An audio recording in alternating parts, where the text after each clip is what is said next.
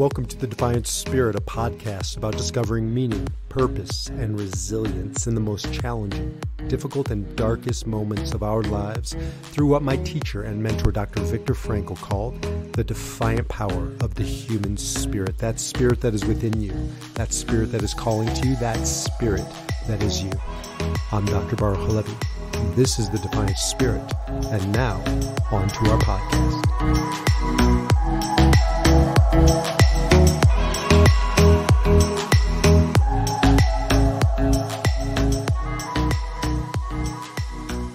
Welcome back to the Defiant Spirit. I'm Baruch Halevi, also known as B. I am the creator of the Defiant Spirit and the Defy Your Number Enneagram system. All things Dr. Viktor Frankl, author of Man's Search for Meaning, logotherapy. I'm a logotherapist, meaning-centered therapy, but more importantly, living together with the Enneagram, an ancient roadmap, personality roadmap, and sprinkling in my other sort of area of passion expertise, Kabbalah, the mystical tradition of Judaism. So today we are in the midst of a conversation about movies, each of the 9 Enneagram types as seen in the movies. Now we are up to number 8, the Challenger. If you didn't listen to the last 7, you don't have to listen to the series in order. You can certainly jump around, but there are 7 prior and there'll be 1 after. And today we're talking Challenger Enneagram 8. Now this is these are caricatures. These are characters and caricatures of the 8. So, take it with a grain of salt. But I like the flavor and the feel of seeing Enneagram types in the movies and pop culture. It just gives us a language. It gives us sort of a pictures worth 1,000 words kind of a thing. Just a quick hit on what each Enneagram type is all about. So Enneagram 8 is personal, since I react and respond like an 8. As I always say, I'm not an 8, you're not a 7. It's not who I am, it's what I do. And why do I do it? Well, that's what we're going to get into today. The Enneagram is all about why we do what we do. So the Enneagram 8, the Challenger, go back and listen to a podcast on it, is, well, challenging. Truth in advertising. We are the most challenging type. We are probably the most intense type. There are subtypes that are very intense or equally intense. Subtype sexual 6, subtype sexual 4. There's some others, but we're not getting into the subtypes or the instincts. We're talking generalities, and all things equal, I don't think many people would argue 8 is the most intense energy. Now, last week's conversation, 7 is energetic. It's more high intensity. This is more, think, impact. This is more of a punch right in your face kind of a intensity. 8s can be bulldozers, depending especially on their subtype, but in general, 8s plow through things.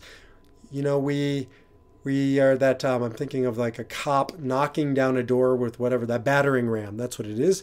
We are battering rams. When you see 8s in movies or television shows, oftentimes they are playing like a cop, police officer figure, or a strong lead male or female role. So I'm looking at Fauda. I don't remember his name, but Fauda, if you don't know, is a great Israeli TV show, very realistic. I lived up in the north of Israel for 3 years with my family, next to a couple Arab villages. And the one that I always thought of when I watched Fauda is Sakhnin. And it just felt very true to form. It was raw. It was gritty. 8s are raw and gritty. The show was raw and gritty. So was Sakhnin. So, but the lead character, Boaz, I think his name was, is just coarse, unrefined. But he's the guy you want to go to when you're in trouble. Everybody turns to Boaz in this TV show when the chips are down. He sees the job through. And that's a very 8 quality. That's a very 8-like quality of seeing things through. We don't like loose ends because we are the most controlling type. We take control. We want to make sure that we're safe, that we're secure, that we have the wheel, and we have it for other people too. We don't like feeling vulnerable. It's our weak spot. Vulnerability. So as you look through here, certainly Boaz, but Every character on here has vulnerability issues.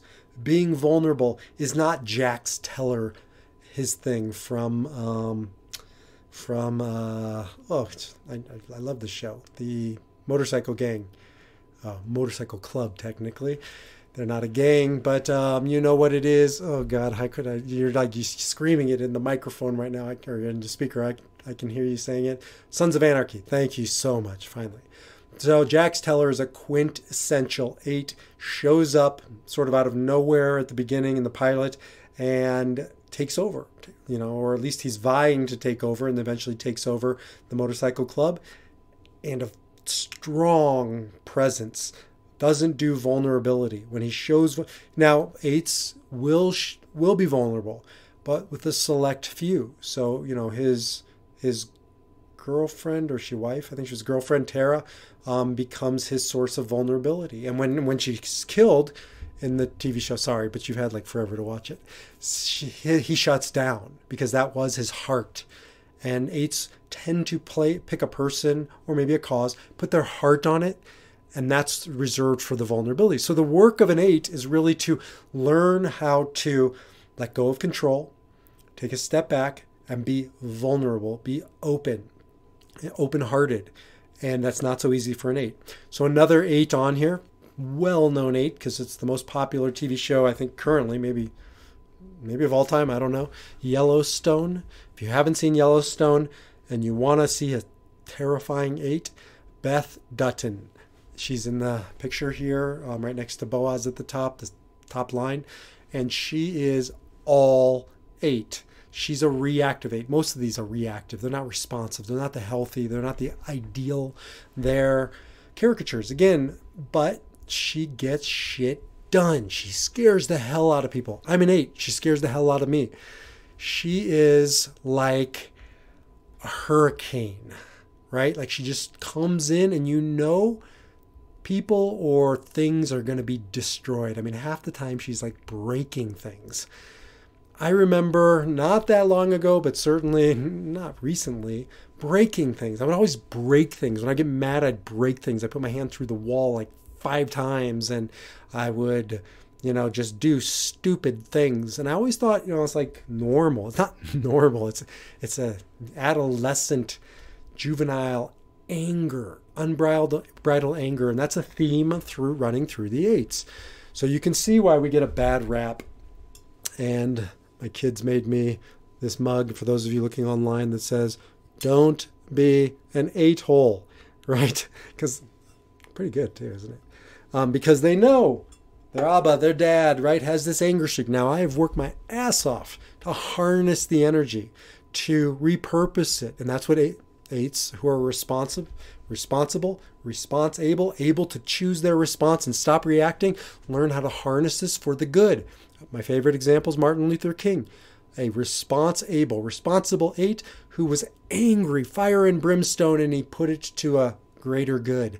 But it can also be our undoing. And most of these 8s that you're looking at here or listening to me talk about, it's their undoing. Darth Vader, classic 8.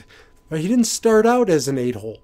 He started out as Anakin Skywalker, good Jedi Knight, and the dark side got a hold of him, and little by little it just sucked him down this dark, angry hole. And we had Darth Vader, who is inside all of us. These are both the protagonists, like heroes, like not on here, but I just rewatched 24 with Jack Bauer, Kiefer Sutherland, Jack Bauer. And, you can see he's wrestling with his demons. He's angry, but he repurposes it for a greater good, for service of his country. But he's always on the edge of going to the dark side. You can see that with the Darth Vaders, or another one I was just looking at was the guy from The Walking Dead. I don't remember his name, but he's in the middle. He's got the beard. He's just showed up the last few seasons. Like, these are nasty, horrible people. Or the sensei from Karate Kid, he's on here. They went south. They go dark. They can go either way. I'm looking at Wolverine from the X-Men. Wolverine, the beginning of the series, he's a reluctant hero. By the way, 8s are not the ones who seek the limelight or want to be the hero. They are happy to march in line as long as the person leading them is worthy of following. They won't follow bullshit. They won't follow hypocrites. So they'll step in and lead, but they'll also not necessarily need to lead. And you see it with Wolverine. He doesn't want to lead. He doesn't want to participate. You can see his anger. Half the time, they're justified in their anger. I was reading that many, disproportionate amount of children of Holocaust survivors are 8. I think in general, sort of generational trauma, you produce 8s because there is this protector quality. There is this fighter quality. There is this don't be a victim. Well, that can slip, right? That can slip from I won't be a victim into now I am a villain. So a lot of bullies, a lot of Darth Vaders, a lot of that anger that is not harnessed and repurposed, and it just eats, it corrodes. And this is really the biggest danger of an 8. If he or she doesn't find their heart and find people around them to help them get into their heart, they can slip down a very slippery slope. So I'm looking at Princess Leia. I read somewhere that people think she's not an 8. I think she was a 6, but I think she's an 8, partially because she's so direct, the quality of an 8, because she is angry, you can feel it, but she's harnessed it into what Abraham Joshua Heschel called righteous indignation, right? Which is this kind of like, put it towards a cause bigger than yourself. And what Viktor Frankl says is all of us need, but especially, he didn't say this, but especially Enneagram 8s, self-transcendence, to get beyond ourselves, to take our qualities of righteous indignation and put it towards a cause bigger than ourselves. I just watched Ted Lasso, and the guy I'm looking at in it, God, it's so hard to remember all these names. I should write them down, but I'm just not that organized. I'm an 8. I'm not a 1. He becomes the coach, and he was the player, and he's older by their standards, and he's got the beard, the full-on beard. He sort of looks a little bit Middle Eastern. I'll remember his name in a second. He's here. He's there. He's fucking everywhere. Roy Kent. That's the chant from it. He's here. He's there. He's every fucking where. Roy Kent. Roy Kent is a pissed off, shut down, reactive 8. But you watch him find his heart and lose it, and find it and lose it during the course of the show. People respect him. People fear him. People follow him. But it's like there's not a neediness to be followed. But he becomes a better man when he softens, when he becomes vulnerable, when he opens up. That's the work of an 8. I have a harder time finding female 8s, probably my bias. But I think the movie Brave, the Disney movie Brave, what's her name? Katniss Everdeen, is that it? Katniss? Yeah, Katniss from the Hunger Games. I would say she's an 8, very strong, doesn't need anybody. Like I said, Beth Dutton, go it alone. People really respect female 8s. They just command respect. I think in our society, female 8s have a much rougher time and maybe hide it more or subdue it. Or when it gets played out on the big screen, it's morphs into like a sexual 4 or something else, because I think our society is not comfortable with female 8s. I've talked to a few female 8s who have really reiterated this. When a angry 8 is a man, he's an asshole. And when an angry 8 is a woman, she's a bitch. And I don't hear asshole the same way I think a woman hears a bitch. I think it's a double standard. I don't think we're saying the same thing. I think there's almost an expectation that a man in this culture be more of an 8, even if we're not 8s. So in some ways, I've always felt a little rewarded for my Enneagram type. That's got its own problems because I embraced it wholeheartedly. And I was an 8-hole, certainly until my early 20s, because I thought I was supposed to. But women are really discouraged from embracing their 8ness. And especially like I see it in corporate settings, there's almost a double standard when it comes to people who are angry, if they're a man or a woman. and how they carry themselves. And so I really do have a lot of empathy for female 8s. And yet, when they've harnessed themselves, as you can see, these women in here, they're powerful. They're probably one of the most powerful types of female 8 who's responsive and not reactive. Again, Princess Leia and Beth Dutton, and these are reactive 8s. So, yep, and that's, I don't know, I think that's pretty tight, pretty accurate. I think I've said it all. Go through these, and I encourage you to watch these movies and really study them as an 8. As you'll see, there are some movies where I've gotten a lot of characters from the same movie. So you can take all of these, print these out. You can get them on my website under the podcast page at the bottom. And you can watch movies by yourself or with your family and look at, for instance, The Incredibles. Mr. Incredible is, I think, an 8. His wife, Mrs. Incredible, whatever her name is a 2. The daughter's a 9. The son's a 7. The baby's I can't remember what the baby is. But anyways, you go through and you watch that. It can be a lot of fun. It can be educational but meaningful. I call these meaningful movies when you start drawing wisdom out of them and applying it to your life. So name that 8. You can go through and name the rest that I can't, or I'm too old to do total recall in the moment.